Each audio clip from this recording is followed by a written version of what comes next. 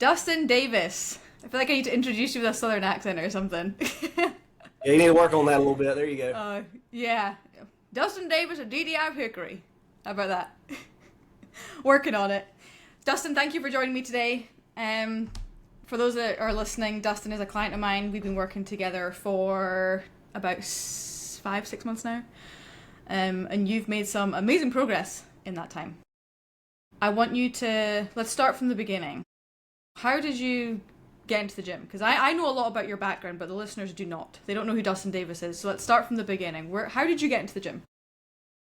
So my first ever gym experience, well, maybe we'll go there, was I had just finished 10th grade in high school. I went to a private school. We didn't have fitness centers or anything like that in our school. A lot of schools didn't back then anyway. And I got cut from American Legion baseball team. I didn't make the team, and basically was told you need to get stronger. And so that very day, I went to the gym and for the first time picked up a weight and started working out. Um, and then I got to college, playing college baseball. We had to work out every day, and kind of got to where I enjoyed it. And and then getting married, getting settled into life, went several years without being in the gym, and finally just got tired of how I felt, how I looked, and wanted to get into it. But I guess one of the biggest motivations for me again goes back to being told you're not strong enough. I always had that little man complex, so to say. I always felt like I was skinnier, weaker than everybody else around me, and I got tired of feeling that way. So I wanted to change it. I heard that's like a bit of a killer for guys. There's Yeah. like being called skinny isn't exactly a No. compliment. No. No. It's funny as well, like, we won't kind of dive into this, but it's almost like it's switching as well, like over towards like females, which is kind of cool to see. And I'm hoping I can kind of contribute to that because I can totally relate to like, I mean, I've been on both ends. But like being called skinny it's not really a compliment. I don't know. Like, well, I don't really take it. Like, you want to be strong, and that's physically, Yeah, mentally, emotionally, spiritually, and everything. that's right. Yeah. So like, how did the discipline kind of start? Because going to the gym for someone I know you played, sports growing up, but to actually be self-disciplined, emphasis on the self-discipline, to get into the gym every single day, that's hard for a lot of people. Like, a lot of people, Yeah. that's why they hire trainers, they hire coaches, and even then it's like, it's a drag. What kind of challenges, anything that comes to mind?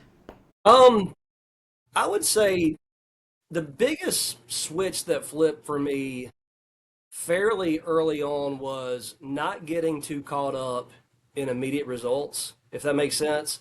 Because I remember, I was 25 years old, and this is when I first started going back to the gym. We just found out we was going to have our first child, and I was still playing baseball, kind of semi-professionally down in Charlotte, and we found out we were having a child. I just started going back to the gym, and I wanted to be bigger and stronger immediately. You know what I mean? I was so out of shape, just felt terrible. Not out of shape, but I was back to being just a skinny kid.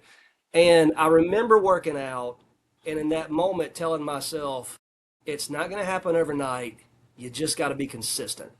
And one Bible verse has nothing to do with working out or anything like that. But David was anointed king over Judah, Israel separately, and had a length of time between each. But from the time he was anointed king, there was like 20 years passed before he actually achieved that anointing, right, and got to the throne. But there was three different places. I think it's in 1 Samuel 17, and it says three separate times on three separate occasions David behaved himself wisely. And that mindset basically tells me that David, for 17 years, I think, before he got the first kingship, and I think 22 or 23 years before the second, he just had consistency. And I started kind of seeing that in every part of my life is just be consistent, And a man told me before our first child was born, he said, the number one thing you can do as a dad is be consistent for your family. So the theme of everything was just consistency. So once that stuck, it has become the routine in everything that I do, and that includes fitness and now nutrition and everything else we have going on. Yeah. I wondered how long it would take before you started preaching. Yeah. But I love it. I love it. Yeah. I mean, just you talking, I'm getting goosebumps. Like, you were talking there, and my brain is just like going bing, bing, bing, bing, bing. Yeah. But there's so many things. Yeah. Let's go back to the Actually, no. Let's go even back further. The instant gratification. And that kind of ties into consistency, and it's something a lot of people struggle with. We especially like in today's society, like we live in a society of, if you want pizza, you can literally sit there on your butt, go on your phone, order pizza, and it's to your door. Yeah. Even like the instant kick of dopamine, like social media, I think it's a great tool, but it can also bite people in the arse because they're wanting that instant dopamine kick. Yeah. And the gym is like, it's a place that you have to be consistent. If you want a six-pack, you don't get it from just doing crunches one day. Like, it is, to have a six-pack, it is years and years and years of consistency and discipline.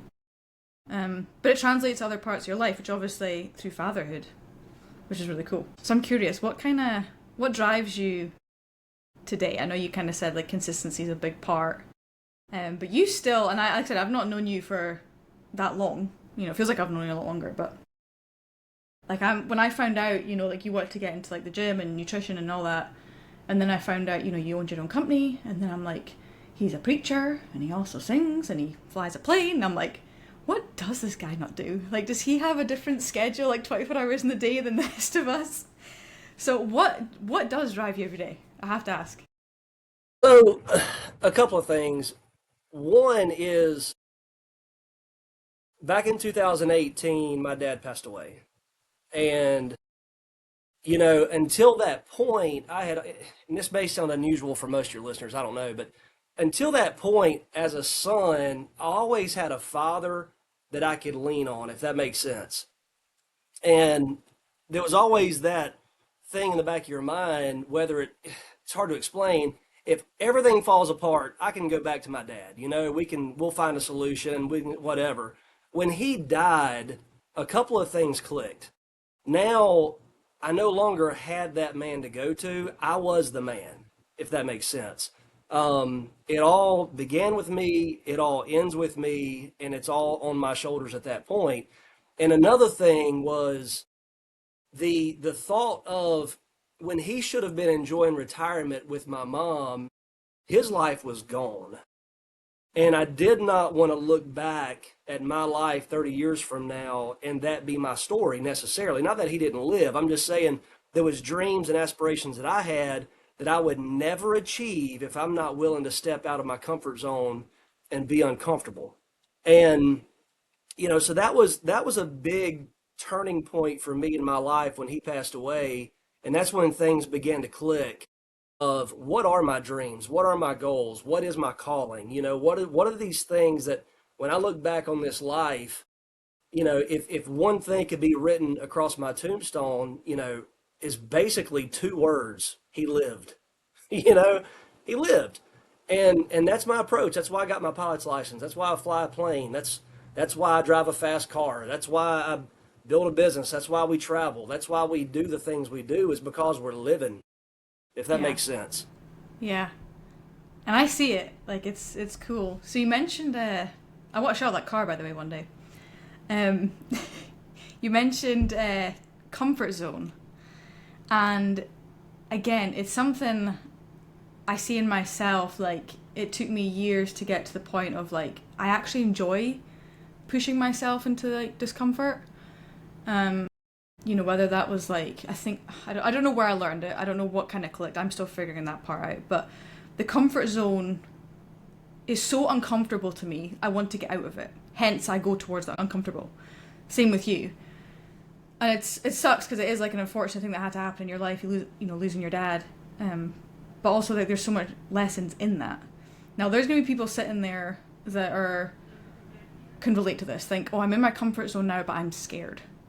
Fear is like the number one thing that holds people back. And we've had a lot of conversations about this, but if there's people like sitting here right now, what would you tell them? I have got to the place in my life where I am uncomfortable being comfortable. Yeah. And that may not make sense to a whole lot of people, but when I find myself in a place where I feel normal, I get uncomfortable because I don't want to be normal. You know, the Bible tells us this, and this stuck for me. My senior year of high school, I was playing basketball. We was going to the national tournament. We had a really good team that year, and I was the starting shooting guard. Had made all state that year, and had a great year. And I remember we was practicing, getting ready for this national tournament, and our coach, because we're at a private school, Christian school, and our coach kept repeating Colossians 3:23, and whatsoever you do, do it heartily as unto the Lord and not unto men. And that stuck with me because what it was telling me as a basketball player then, give it your best, do everything you can, leave it all on the floor, right? And I took that approach to baseball. I took that approach to being a husband. I've taken that approach to being a dad. I've taken that approach to being a business owner in the ministry. Everything that we do, why not give it your best? And you're going to find out if I'm willing to commit to working out 6 days a week, seven, if I didn't have Megan in my life telling me to take a day off. If I'm going to commit to watching my macros and having better nutrition, if I'm going to commit to getting 6, 7, 8 hours of sleep, I'm going to see results. I mean, it's going to be there. It's going to happen. You can't deny it. It just takes being willing to do that. Same thing in business. If you're willing to work for it and be uncomfortable, you're going to find success. It's just, if you want to be a pilot, go do it. Don't think about it. Do it. One of the best pieces of advice I ever got, and it was from my dad, and at the time it used to frustrate me all the time because he always used to say it, but he used to say shit and come off the pot. And for a long time I was like, he would say it to me and I'm like, no, but I can't because of X, Y, Z. I can't because, it was, most of my life was related to golf. And when I'd get down on myself, I'd be like, I just can't do it. I can't win. I can't hold this putt. I can't, push through to make the cut, whatever it is. And he would say, like, Megan, just shit and come off the pot. Like, you have the capabilities. Stop fanning about and just do it. Hold the putt. Hit the shot. What are you so afraid of? But there was, like, such a lack of, like, there's such a fear. It's almost like we go into, like, self-sabotage mode. And it's to get into our comfort zone. So, That's why... my dad would always use this phrase because I'm a worrier by nature, okay? And I would always call him worried about something, and he would always say this to me. And actually, I've got a thing in my basement here at the house with his handwriting, and it says this: don't sweat the small stuff and everything's small. Basically saying, it's all going to work out and be okay. Stop worrying about it. And going along with what you said, it's most of the things that are keeping us from achieving the best things that we can ever achieve in our life is just the fact that we're scared. We don't want to fail. And why? Yeah. Just because it's so why? funny. Because if, like, I know I'm, like, pretty young compared to some other people or people listening, like, I'm 27, but it's like, I'm already grasping, I would much rather try, like, shit and come off the pot, fail, than live the rest of my life thinking, what if? Like, that what if, that scares me crapless. I'm trying not to swear on the podcast, but it does. And it's almost, I'm so grateful I've got to this point, but I know there's so many people out there, and especially when I see clients, family, friends, and it's, they want to do something, but they're like, oh, I can't because of this, I'm scared because of that, or the people will think this of me.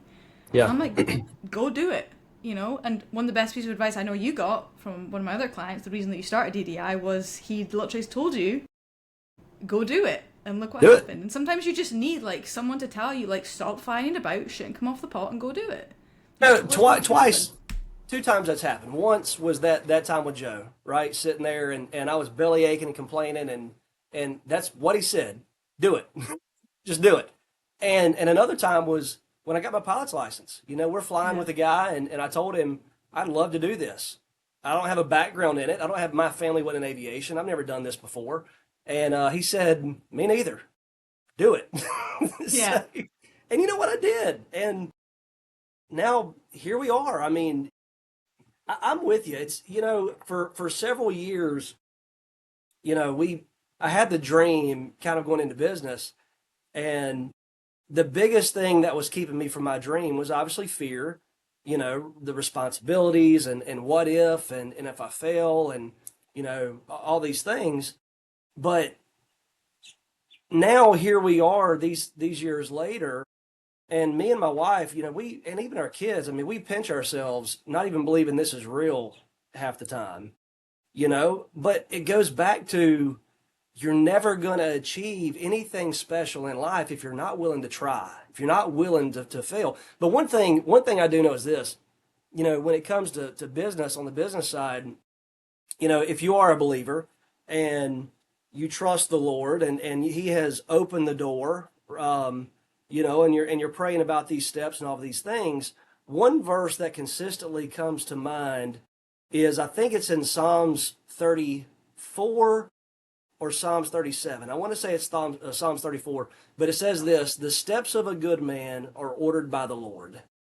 And the only requirement that you and I have as believers is to take the step, right? We don't have to know where the step's leading us. We just have to be willing to take the step. And then the Bible says, thy word is a lamp unto my feet and a light unto my path. So that lamp is not a blaring light shining out into the distance. That lamp is just shining in front of the very next step. The rest of it's in God's hands. So if we commit ourselves to the Lord and what we believe, and we're not living in the spirit of fear, but a power, love, and a sound mind, then we can take those steps knowing that, you know what, God's in control of this thing, and it's going to be okay one way or another. I think Job said it this way: the Lord giveth, the Lord taketh away, blessed be the name of the Lord. But again, we've got to be willing to step out for the Lord to show us that, right? We've got to have enough faith to step out for us to see Him work in our life. And way too many people never see God work in their life because they never take the step. Yeah. It's something I'm learning, stepping out in faith, it comes with, obviously doubt and fear, but that's the whole point, that's the whole foundation of faith, right? You gotta have faith. And I would much rather live my life stepping out in faith than living in worldly fears. Being in my comfort zone, taking the wide path and just be I'm just gonna kind of sit here and let life come to me. It's never going to come. I learned that early on. It's never going to come. If you want to be a LPGA player, you got to work flipping hard for it. You want to be, own your own company, you got to work flipping hard for it. And I'm so glad it's like that. You get rewarded for taking that step.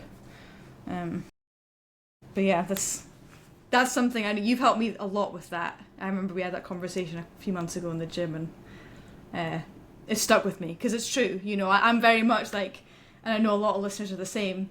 We like to see the 5-10 year plan. I'll take the leap as long as I know I'm okay. Where's my insurance policy? And God doesn't work like that. He doesn't work for Blue Cross Blue Shield. A lot of people don't understand that they're living a life where they're conforming to the norm and society, and it's the most destructive thing to your mind ever. Yeah. You have to grow up here, and you have to shit and come off the pot, and you have to do it. And sometimes I need to remind myself of, okay, what will am I doing? Whose will am I doing? Who am I trying to become? It's not about a paycheck. When the disciples stepped out to walk with Jesus, every one of them left what was comfortable. You know what I mean? Peter never experiences walking on the water if he don't get out on the boat.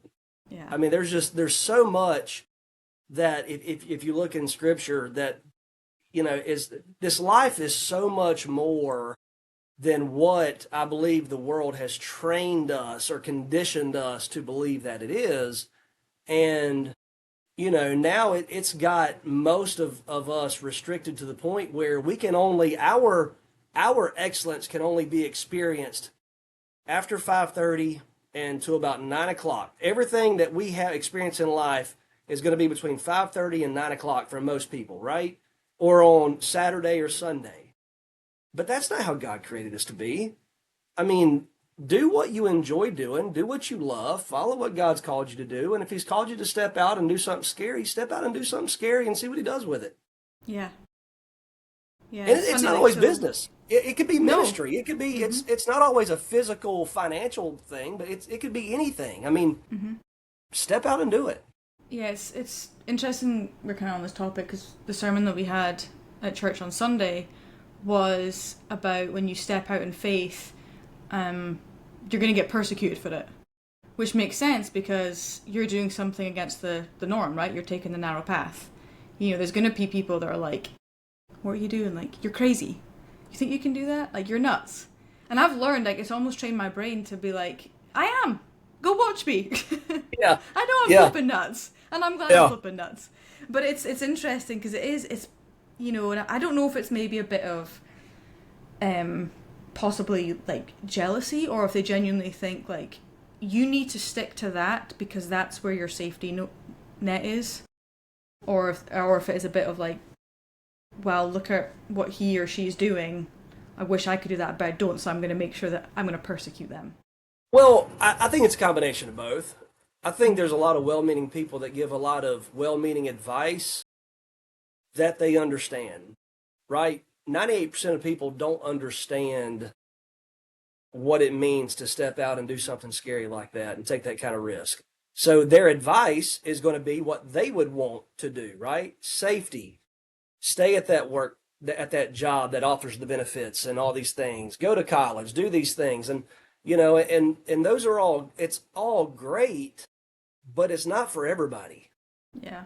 I've never been a parent, and I know this may upset some folks, and that's fine. Raise your kids how you want to, but I've never been a parent that's really ingrained in my kids. You got to go to college. Um, I was a history major. I was going to teach, and I own a construction company. Follow the path that you need to follow. And if that is to, like, my son is 18 and college is not the path for him. And most people, that's terrible advice, right? I mean, terrible advice in this society. How dare you not encourage your kids to go to college? No, I want to encourage my kids to have a life. And if that life means they're not getting hundreds of thousands of dollars in debt to go out and do a job where it's going to take them 20 years to pay it off and be unfulfilled for the rest of their life, why would I want them to pursue that? So it's you get to a place where you just start thinking differently than Yeah. most, if that makes sense. Yeah, and I totally agree with you. Like, I'm not a mother, but I've got a brother. He's 5 years older, and school wasn't for him, college wasn't for him, university was not for him. So he tried it. I don't even think he made it. I don't think he made it a semester, honestly. And he wanted to work, so he works offshore now. He's been working offshore for goodness 10 plus years Yeah, now, and he loves it. That's his place. He likes the yeah. hands-on labor work. And he's killing it, absolutely killing it. He's amazing at his job. So it is. I totally agree with you. Like, I mean, I went to college, but I did it for golf.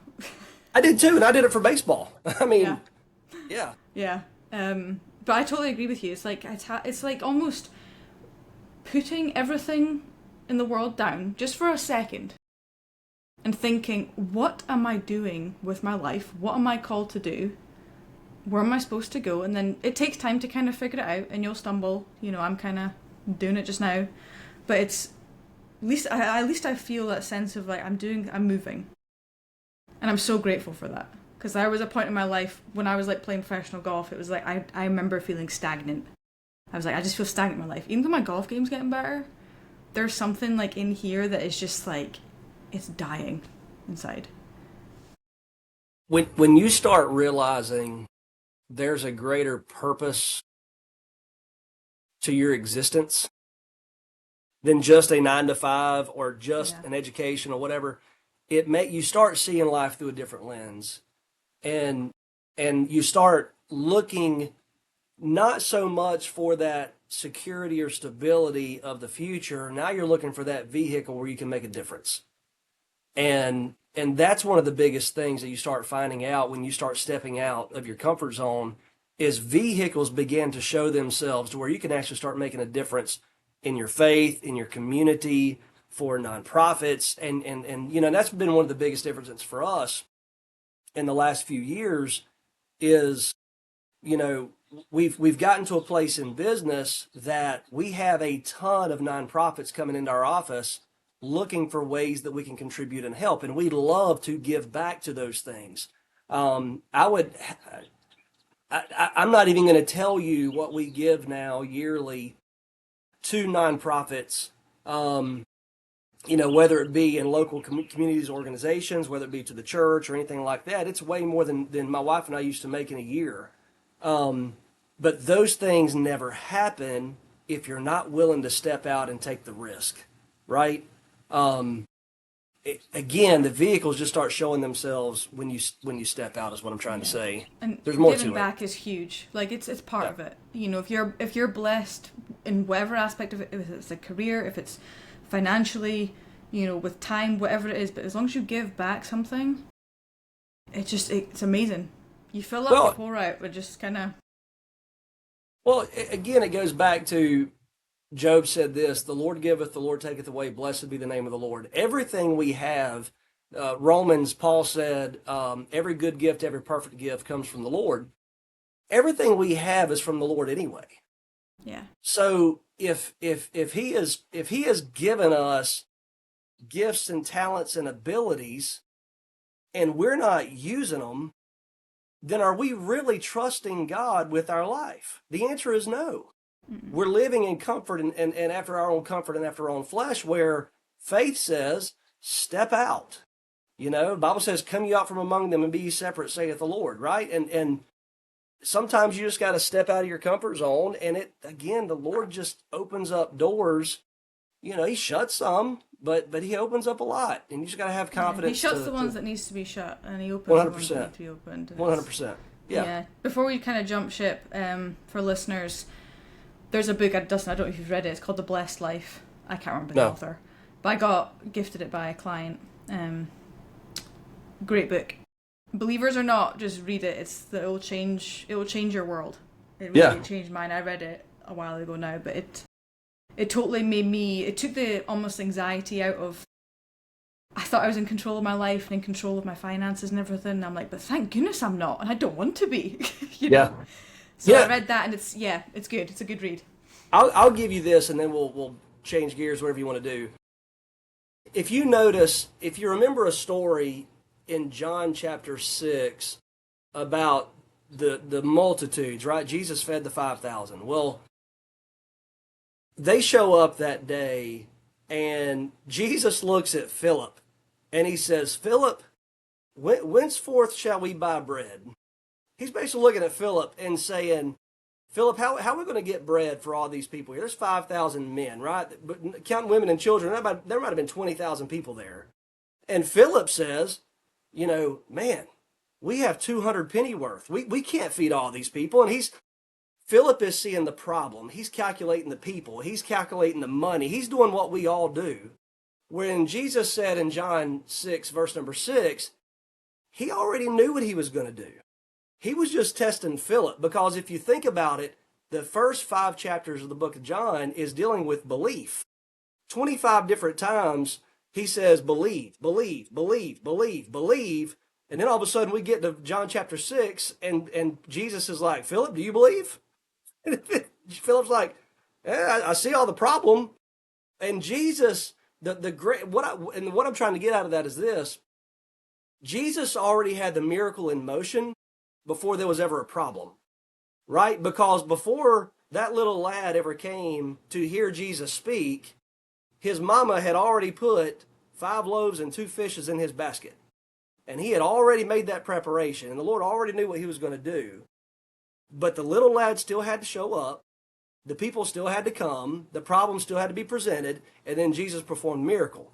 And where most of us, we never experience the miracle in our life is because we never fill up the basket that God has given us and show up to the event, right? To see what God can do with it.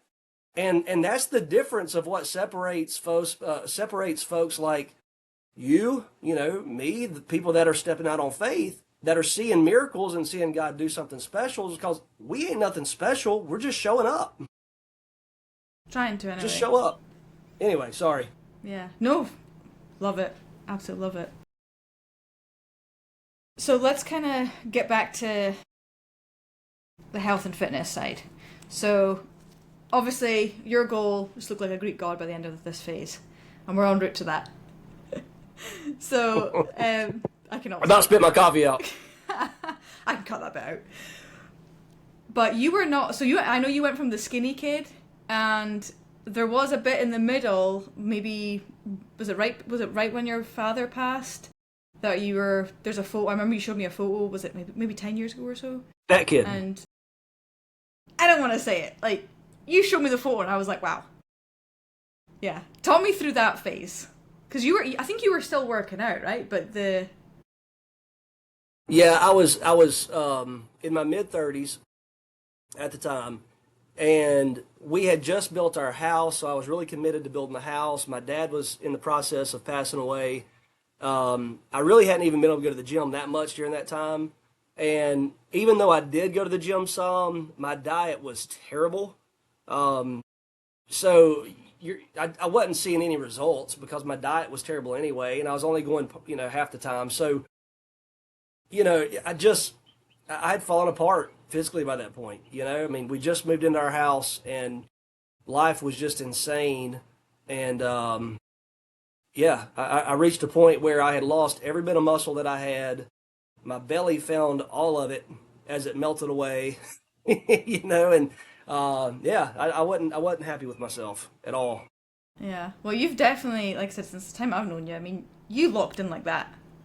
Like I said, you're a very easy client. What is some of your tips? Because you operate on such a busy schedule. Like you are constantly go go go go go. Like you own your own company. Like I said, you're a family man, preacher. You do everything. How do you stay on top of your nutrition? Because I see your numbers every week, and I'm like, goodness, how does he do it? Well, I've got a really good trainer that told me to pre-log stuff. That helped. This lady She named knows what she's Megan. talking about. Yeah, it's amazing how that works. And honestly, the first few weeks of trying to do it was a little more challenging because I was paying attention, so I wasn't going crazy, but I would eat it and then log it, and I was like, oh crap, I went over, too far right there or whatever. And really, I'd say just in the last several weeks, I've really kind of buckled down on, like, okay, last night, for example, we go to a Crawdads game, first game all year I've got to go to. We love a hot dog and fries at the Crawdads game, okay? And that's our local minor Of league course you do. baseball You're a team. American. Love it, love it. And that's one of the biggest things I want, and that is my dinner for the night. Well, yesterday I knew I was going to do that, and I had my protein shake. Um, that morning I didn't eat lunch necessarily yesterday at all, and I was busy and had a bunch of things going on, so I didn't really care. But I had already earlier that day logged what that hot dog was going to be, what the bun was going to be, what the fries was going to be. If I want some Dippin' Dots, right? The I want heck me is some that? Dippin' Dot. Girl, you have not lived. Man, get you some Dippin' I know. Dots I've now. not really embraced the American I can't say the word culinary. Culinary? That's a hard Yeah, word for a Scottish girl to say. Apart from it, like chicken tenders and fries, like when I first came out here 9 years ago, I yeah. lived off that. But Dippin' yeah, Dots whatever is you like just said, nah. just look it up. It's hard to even describe it, but I wanted some. So I pre-logged every bit of that. And, I felt good. I ate it. I mean, is it the healthiest meal? No. But I knew that was my reward. It's what I wanted. I made it work within my macros. And this morning I woke up and was getting ready in the bathroom, and my wife walks in and she's like, "Wow," because my stomach looked amazing this morning, Hmm. which has been my goal, right? Yeah. And that was a night after eating a hot dog and fries and Dippin' Dots and splurging but staying within my macros. So I would say it just goes back to disciplining yourself enough to pre-calculate, pre-plan what you're going to eat. I've gotten to the point where, yes, we've talked about this, as my calories have cut, my hunger has went up, but I know that when I get to that place of being hungry, um, when I need to feed the beast, I know what I'm going to, right? I'm going to my cottage cheese and some blueberries and put some honey on it, and throw in a rice cake in there if I need some carbs. And so I've just kind of gotten to the place where I know what I can go to, instead of hitting that bag of chips or hitting that candy bar or the things that I used to do, right? So it's just Yeah.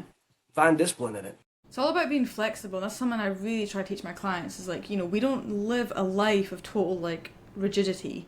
Like you said, going back to what we were talking about at the start, like how, doing God's will and stepping out in faith and all that, like that does not mean your life is going to be boom, boom, boom, boom, boom, boom, boom. Like you got to be able to adapt and you can fit your nutrition and your goals, your physique goals into that. Flexible dieting, that's what it is. And tracking allows you to stay in those kind of boundaries. Well, It's something, it's a skill you need to learn. It is. Learn it. But you're the first person that ever made me feel like, because I didn't do nutrition because I always had such a negative approach to it, if that makes sense. I was always more focused on what I can't have. And you're the first person that really taught me you can still enjoy eating. You're not starving yourself. There's things you can still enjoy. Just make it fit in the box. I mean, at least that's how I look at it. As long as it Yep, fits absolutely. in the box, it works, and I'm still Yeah. happy. I don't have to be grumpy, and No. I can Like, enjoy it. yeah, like we are not meant to live off kind of chicken, broccoli, and rice every single meal, and who would want that? There's a lot of joy in food, and it's a social experience as well, enjoying your hot dogs or whatever the Dippin' Dots or whatever the things were, you know? This is like, I always say this, but I think people know this by now, like, my chocolate and whiskey, that is like my two favourite things. Take that away and like my life would be kind of miserable. Yeah. But I make it fit, do I have chocolate and whiskey every night? No. Right. Maybe. No, I'm joking. I don't. But it's all about enjoyment and being flexible and adaptable. But you're not my first client. You won't be my last that come in with that experience. And honestly, I was like that. And that's how I learned the hard way. I went really strict and it bit me in the butt. But it's all about being flexible. And again, it's like, it's going back to changing that mindset. It all starts at 6 inches between your ears. If you can be like, okay, I'm not on a diet. Like, I'm committed to making this change, whatever your goals are, fat loss, muscle gain, just being healthy, wanting to live a long life, whatever it is, being committed to that and being like, okay, if it feels like a diet, you need to change it because it should not feel strict. I'll add a little like asterisk to that. If you're competing in a bodybuilding show, there will be times, because you're doing the extremes, there will be times when, yes, you will be malnourished and you will feel like crap. But you're competing, you're an athlete. You're in and out of that. But for the average person, it shouldn't feel like a diet. You're committed to a new lifestyle, committed to a new you, is what it is. Well, You've got to and do you it hit up here first. you said the word just now. It's lifestyle. Because once you commit to that level of positive change, now you find yourself not even craving those things anymore. I could not tell you the last time I've craved a bag of Doritos, right? I mean, now, as weird as it is for me, I start craving a baked potato. That sounds weird. No, I totally get it. I think I had a craving of like basmati rice, like just plain basmati Yeah. rice. Oh This was yeah. a few months ago when I was coming like at the end of my cut, and I said it to my husband, and he kind of looked at me, and I was like, "There's no way I'm flipping pregnant. Like, it's not happening." I'm like, I know it's just because I'm so used to feeding my body good stuff, and I was just for some reason like that week craving basmati rice, but. It's weird, but it's such a good thing, like, even fruit, like, I feel like I always kind of crave fruit, like, fresh fruit, it always hits a spot. But Yep. your taste buds change, your desires change, it's just like drugs, not that I've ever been on drugs, but, I think people know this by now, when you eat processed food, processed sugar, it triggers that point in your brain, the same part that triggers when you take cocaine, that addictive, like, ooh, that's nice. So once you kind of detox from that, and I'm not saying it's easy, any change is hard, but once you detox from that, you no longer crave the crap. You crave the workouts, you crave the good food, but you also enjoy, your Dippin' Dots or whatever the heck they're called. Was it Dippin' Dots? Am I getting that right? Dippin' Dots, man. We got to get you some Dippin' Dots. Come on now. All the American listeners are probably like, what the heck is this girl talking about? But it's true, like your taste buds change, so it's not just like your mind changes, your body changes, it's just everything. Your hormones change, your energy levels, your sleep. It's a knock-on effect, it's a snowball effect, but it does work both ways. If you feed the body crap, you're going to feel like crap. It snowballs both ways. Yeah. Yeah. And So that's you, another thing too is my sleep has gotten better because again, you've kind of not trained me, maybe that's the word, on how to approach sleep, and I've made that adjustment in my life. But because of my new lifestyle of nutrition, I don't go to bed at night feeling bad, and I don't mm-hmm. wake up in the morning feeling bad, if that makes sense. Yeah. Whereas I used to go to bed almost every night feeling bloated, feeling awful, and I would wake up feeling the same way because of all the junk I'd been putting in my body that day. Yeah. And I haven't felt that in a long time. And I Yeah. can't describe to you the amount of freedom that I feel not feeling that way. Yeah. It's amazing the difference. And it's like when you put yourself, because people might be sitting here be like, well, it's all in well, but it's hard, but I've got, family, kids, all these responsibilities. You are like the role model for all this. It's all about Welcome to the club. priorities. Yeah. Yeah, it's all about priorities. It really is. Yeah. So if you can like just prioritize, and it does not mean your gym and your nutrition has to consume your life. You just need to bump it up on your priority list a little bit, and it takes time. But it makes you want to do it. Once you get that taste of like, wow, this feels good to train, it feels good to nourish my body, you want more, and It's not like you're having a shift of priorities. It complements it. If anything, it makes you better at those things that you need to focus on and do better. Right? I mean, for me to be better at even my job, I need that place of stress release of getting into the gym and being able to work some of those things out before I go into the office and deal with my stress all day, right? So again, it's all in your mindset and your approach. If your approach of I have to do this, I got to do it's you're not going to get there. It's got to become a yeah. part of your lifestyle and let it complement the other things you want to do better. And be like, you get that sense of, this is kind of ironic in a way, but you get hungry for it. You get hungry for more, hungry for the workouts, hungry for more good nourishing food, hungry to have a good sleep. It's just, yeah. That's why I don't like going a day without doing it. Like I said, I got this I lady know, in my I life know. who keeps telling me to take time off, but I just enjoy it. I go pretty easy on you. Well, I believe it. To a But certain extent. do what? To a certain extent. Yeah, to a certain extent. But no, it's just once you let it become a part of who you are, it changes Yeah. everything. Yeah. And some people do need to have that kind of sit down with themselves and, go up to the top of a mountain and sit by a lake and really just look out and ask yourself all these difficult questions. The ones that you kind of said at the start, what's my purpose, who I'm going to be? Because the gym is it's not just a place, yeah, you're just lifting heavy stuff. To a certain extent, yes, but everyone in there is working on themselves. They're trying to find something. They're searching for something. And if you're unhappy with it, it's like the worst thing you can do is sit and do nothing about it. You got to sit and you've got to be uncomfortable. That, okay, if you're not happy with who you are, who you want to be, or who you are now, but you know who you want to be, it's taking that first step. And if that's like going to a gym and just trying out lifting some weights, start there, There, do something. Yeah. I've got one more question I really want to ask you. So you've achieved a lot. Moments of doubt, fear, anything like that, and how did you cope? Oh man, are you talking about today? It's up to you.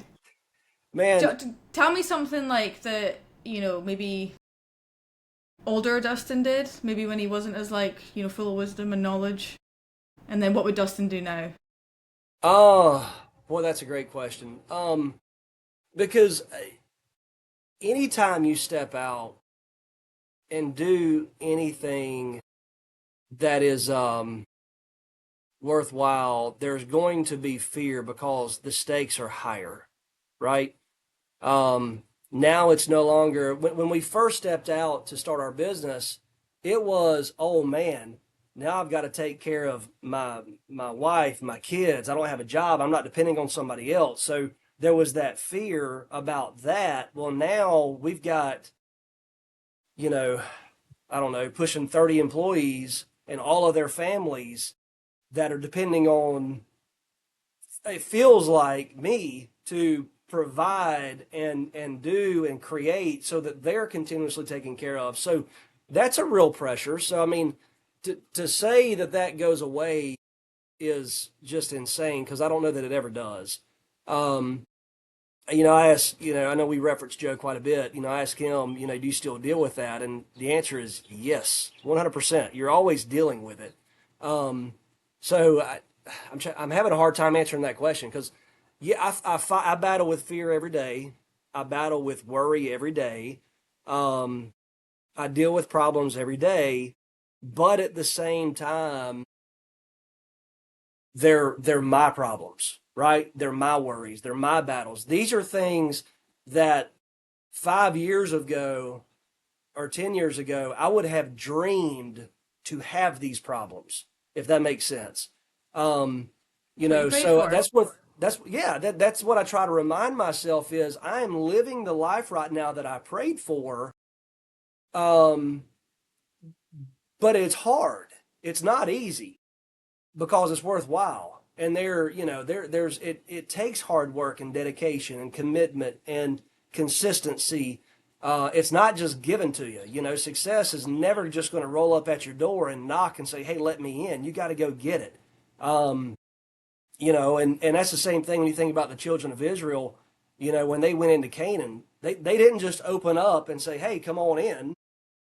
Take this land that God has promised you, or let me give it to you. They had to take the land. I mean, there was still some work involved, and it's the same thing for us. We get up every day and we got to fight battles and put out fires and do the thing. But again, we're living the dream that we dreamed, and you got to take the good with the bad, and you can lay your head down at night. And another thing too is I'm living my dream right now. I'm sitting here at 1:44 on my back porch on what day is it?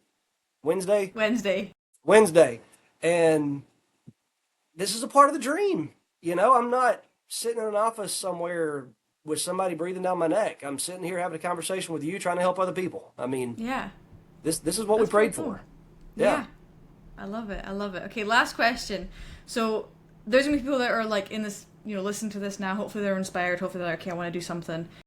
What would you say is the first thing that what they should do right now? But they're in that point where they're scared. They're like, I know what I want to do. I really want to do this, but I'm scared. Or maybe they don't know what they want to do. What would you say is the first step? Imagine what your life would be like if you did it. Okay? And what I mean by that is that thing that you feel, and maybe it's a God-given thing that God has pressed this thing on your heart and you feel like you want to do it, or maybe it's just a dream you've got. Sit down for a second and imagine, what would my life be like if I try? Okay? If I do this, what change would that make in my life? And then let yourself visualize that for some time, okay? So whatever that vision is it the time that you're after? Is it a physical thing you're trying to obtain? Is it a lifestyle you're trying to get to? Whatever it is, okay? Just visualize that thing and see what that looks like. And then think about, what is my life like if I don't try? And ask yourself the question, which one do you want more? I mean, and then then it comes down to, is it worth it? Is it worth it to step out? Does that make sense? Yeah. So, Visualization is a very powerful tool. Yeah. And it's something that I encourage, people to do. Like, fitness related or not. It's just visualize. Like there's nothing wrong with dreaming. I love it. I'm a huge dreamer. You'll probably see me daydreaming when I'm folding the towels in the gym or something. But I'm always dreaming about something. And, something I've started to believe that just because they're dreams doesn't mean you can't have them. It doesn't mean that it's not impossible. Yeah. Why not? One of the best pieces of advice I got from my first ever boss was, why not you? And for a long time, I would answer that. I would be, well, because I don't have this. I can't hit the ball 250 yards off the tee right now. I don't have the finances to play every single golf tournament, or, I make every excuse in the book. And now I'm at a point in my life, and I believe God has put people in my life to get me to this point that's helped me, shaped me into this, and it's still something I want to pass on to people. But now it's like, I truly believe, why not me? And I tell it to my clients, I'm like, why not you? You know, if you want the six pack, if you want whatever it is, like, go do it. Well, and again, it goes back to scripture, right? Where there is no vision, the people perish. If you don't have a vision for something in your life, you're dying. Yeah. I mean, it is what it is. So if you, and that's one thing I've tried to, tell my daughter, my son, anyone I come in contact with, if you want to feel better, you got to take action. And you got to start seeing that goal. You got to start having a game plan. That's why I wanted her to meet you, right? Because she can go to the gym and do things aimlessly and then get very frustrated when things don't work.